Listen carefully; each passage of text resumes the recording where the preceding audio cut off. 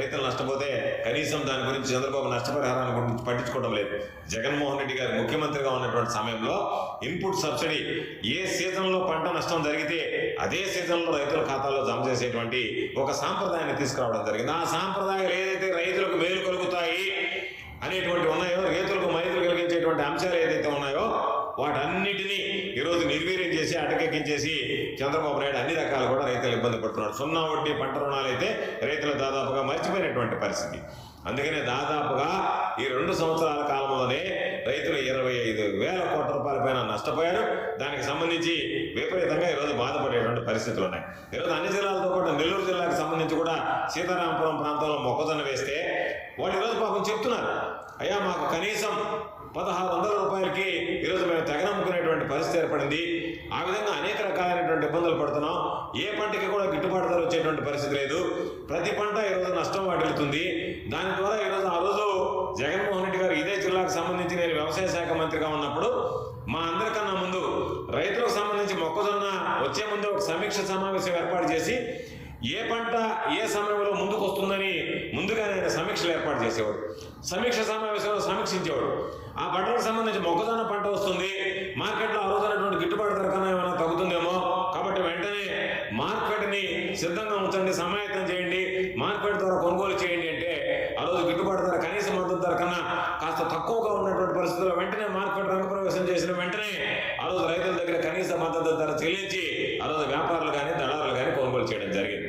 కాబట్టి ఏ రోజైతే రైతులకు సంబంధించి కనీస మద్దతు ధర పొందలేకపోతున్నారో, ఇబ్బందులు పడుతున్నారో, ఆ రోజు ప్రభుత్వం జోక్యం చేసుకుంటుందో, ప్రభుత్వం జోక్యం చేసుకున్న వెంటనే దళారులు అయ్యో ప్రభుత్వం కోరేస్తుంది మనం నష్టపోతామని చెప్పిన ఆలోచన చేసి దానికి సంబంధించి రంగప్రవేశం చేసి ప్రభుత్వం నిర్ణయించినటువంటి మద్దతు ధర కన్నా ఒక 5%, 10% అదనంగా కొనుగోలు చేసేటువంటి పరిస్థితి ఏర్పడింది. దానికి కారణం జగన్మోహన్ రెడ్డి గారు తీసుకున్నటువంటి నిర్ణయం, జగన్మోహన్ రెడ్డి గారు తీసుకొచ్చినటువంటి సంస్కరణ.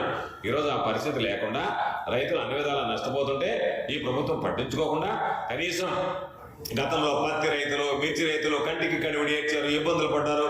ఈ రోజు కూడా ఆ నల్ల పొగాకు సంబంధించినటువంటి ఆ బర్లీ పొగాకు సంబంధించినటువంటి వేలు ఇంటి ముందున్నాయి, వాళ్ళు ఎక్కిరిస్తున్నాయి.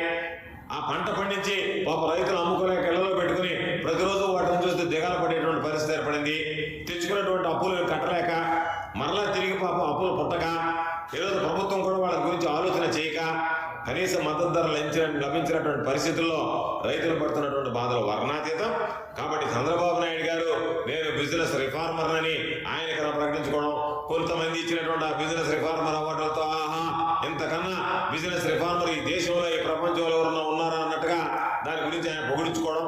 మీరు పొగిడించుకోవడం మాకు అభ్యంతరం, మొదటి నుంచి మీకు అలవాటు లేని మీరు ఊహించుకోవడం, ఇతరులు చేసినటువంటి పని మీరు చేసినట్టుగా భావించడం, ఎవరైనా పని చేస్తే మేలు జరిగింది ఎవరు అనాలంటే వాళ్ళ జరిగినటువంటి మేలు కూడా ప్రజల్లో నేనే చేశాను అనేటువంటి ప్రచారం చేసుకోవడం, చీప్ టాక్టిక్స్, చీప్ పాలిటిక్స్ చేసేటువంటి మీరు ఈరోజు ఏ రకాలైనటువంటి ఇబ్బందులు పడ్డా దానివల్ల నష్టం లేదు. కానీ రైతులకు సంబంధించి రైతులు పండించినటువంటి పంటలకు సంబంధించి గిట్టుబాటు ధర కల్పించడంలో మీ వైఫల్యం స్పష్టంగా కనిపిస్తుంది. కనీసం ఎంతమంది రైతులు ఏ పంట వేశారు, ఏ పంటకి ఎంత రేటు ఉంది, ఆ రేటుకి ఆ దిగుబడికి వచ్చినటువంటి దాంట్లో రైతులు ఎంత నష్టపోతున్నారని మీరు కానీ వ్యవసాయ శాఖ మంత్రి కానీ సమీక్షించే పరిస్థితి లేదు. ఒక పక్క రైతులు ఇబ్బంది పడుతుంటే వ్యవసాయ శాఖ మంత్రి ఏదో ఆయన ట్రైనింగ్ పేరుతో విహారయాత్రకు పోయి ఆయన ట్రైనింగ్ ఏంది, ఏమి ట్రైనింగ్ తీసుకుంటాడు వ్యవసాయ శాఖ మంత్రి? నీ కింద పనిచేసేటువంటి సిబ్బంది ద్వారా ఇప్పటికే తమరు ఏ విధంగా హామీలు తీసుకోవాలనేటువంటి దాని మీద ఒక అతను బహిరంగ లేఖ రాశాడు, మీకు సంబంధించినటువంటి ఏపీ ఆగ్రోస్లో పనిచేసేటువంటి ఉద్యోగి. కాబట్టి బహుశా అచ్చెన్నాయుడు గారికి సపరేట్గా ఒక సెక్షన్, ఆయన సెక్షన్ ఏదంటే కింద స్థాయి ఉద్యోగులు మరికొంతమంది సైన్యాన్ని ఏర్పాటు చేసుకొని ఏ విధంగా ఆ ఉద్యోగుల దగ్గర కమిషన్లు తీసుకోవాలా, రైతుల దగ్గర ఏ విధంగా దండుకోవాలనేటువంటి దానికి ఆయనకి శిక్షణ, అమరావతిలో దోపిడీ ఏ విధంగా చేయాలి, రియల్ ఎస్టేట్ వ్యాపారాలు అని చెప్పి మన నారాయణ గారికి శిక్షణ. వీళ్ళందరూ శిక్షణ పోయినటువంటి వాళ్ళందరూ కూడా పాపం ఏ విధంగా అవినీతికి పాల్పడాలనేటువంటి దాని మీద శిక్షణకు పోయినటువంటి వాళ్ళ తప్ప ప్రజలకు మేలు చేయాలనేటువంటి ఆలోచన మీకు ఉంటే, ఈరోజు ఆ దిశగా మీరు ఆలోచన చేసి ఉంటే, ఈరోజు ఇక్కడ ఒక పక్క రైతులు ఇబ్బందులు పడుతుంటే ఏమి శిక్షణ అండి మీరు అక్కడికి తీసుకునేటువంటి శిక్షణ? మీకు ఎవరు శిక్షణ ఇచ్చేవాళ్ళు? మీకు ఏమర్థం ఉంది శిక్షణకి? అక్కడ పోతే కనీసం పోయినటువంటి వాళ్ళలో ఇంగ్లీష్ మాట్లాడేటువంటి మంత్రి కూడా ఒక్కడు కూడా వాళ్ళ నాదన్న మనోహర్ కూడా మాట్లాడతారు అనుకుంటున్నా ఇంగ్లీష్లో, ఆయన కూడా మధ్యలో వచ్చేసాడు. ఇక మీరు మాట్లాడుకోవడం, ఆడకపోయి విహారయాత్రలు చేసి రావడం తప్ప మీరు ఇచ్చేటువంటి శిక్షణ ఇచ్చేవాళ్ళు చెప్తే ఏమర్థం అవుతుంది? మీరేం చెప్పగలరు? వాళ్ళతో మీరేం ఇంటరాక్ట్ చేయగలరు? ఎంపిక చేసినటువంటి వాళ్ళందరూ కూడా ఒక ప్రత్యేకమైనటువంటి కార్యక్రమం మీద అక్కడ రియల్ ఎస్టేట్ ఎట్లా నడుస్తుంది, ఇక్కడ రియల్ ఎస్టేట్ ఏ విధంగా దోపిడీ చేయాలి అమరావతిలో. కాబట్టి గతంలో వాళ్ళతో ఉన్నటువంటి ఒప్పందాల ప్రకారం దోపిడీకి వచ్చారు, ఆ దోపిడీ ప్లాన్ ఆగిపోయింది. కాబట్టి అర్థంతరంగా ఆగిపోయింది. కాబట్టి మీ తరఫున మా తరఫున మేమే చేస్తామని చెప్పి పాప నారాయణ తీసుకున్నట్టుకున్నారు. ఈయన చూస్తే వ్యవసాయ శాఖ మంత్రి ఇక్కడ రైతులు గిట్టుబాటు ధర లేక ఏడుస్తా ఉంటే ఆయన సింగపూర్లో శిక్షణ కోసం ఆయన పోయాడు. కాబట్టి మీరు శిక్షణ తర్వాత తీసుకుందరు, మీరు కనీసం సమీక్షించండి. మీ ముఖ్యమంత్రి గారు మీరు ఇప్పటికైనా సరే కళ్ళు తెరిచి రైతులకు జరుగుతున్నటువంటి అన్యాయాలు, మీ హయాంలో రైతులు పడుతున్నటువంటి ఇబ్బందులు, ఆ ఇబ్బందుల మీద మీరు ఎటువంటి చర్యలు తీసుకోవాలనేటువంటి దాని మీద ఆలోచన చేసి సమీక్షించి వెంటనే రైతాంగాన్ని ఆదుకోవాలని చెప్పి వైఎస్ఆర్ కాంగ్రెస్ పార్టీ పక్షాన్ని డిమాండ్ చేస్తున్నాం. ఇప్పటికే మా నాయకుడు జగన్మోహన్ రెడ్డి గారి ఆదేశాల మేరకు వైఎస్ఆర్ కాంగ్రెస్ పార్టీ శ్రేణులు ఎక్కడైతే రైతులకు సంబంధించినటువంటి గిట్టుబాటు ధర లేక మీరు మొక్కుబడిగా ధాన్యం కేంద్రాలు తెరిచినామని చెప్పి అధికారుల చేత ప్రకటనలు గుప్పించి ధాన్యం కొనుగోలు కేంద్రాలు పనిచేయకుండా రైతులు తీవ్రంగా నష్టపరుస్తున్నారో అక్కడ వైఎస్ఆర్ కాంగ్రెస్ పార్టీ శ్రేణులు అండగా నిలుస్తున్నాయి. ఆ జిల్లాలో వైఎస్ఆర్ కాంగ్రెస్ పార్టీ రైతుల పక్షాన పోరాడితే ఈ ప్రభుత్వం మీద ఒత్తిడి తెచ్చి చంద్రబాబు నాయుడు ఈ ప్రభుత్వం మీద ఒత్తిడి తెచ్చి చంద్రబాబు నాయుడు మెడలు ఉంచి రైతులకు అండగా నిలవాలనేటువంటి ఆలోచనతో ఈరోజు ప్రత్యక్ష పోరాటానికి వైఎస్ఆర్ కాంగ్రెస్ పార్టీ సిద్ధమైంది.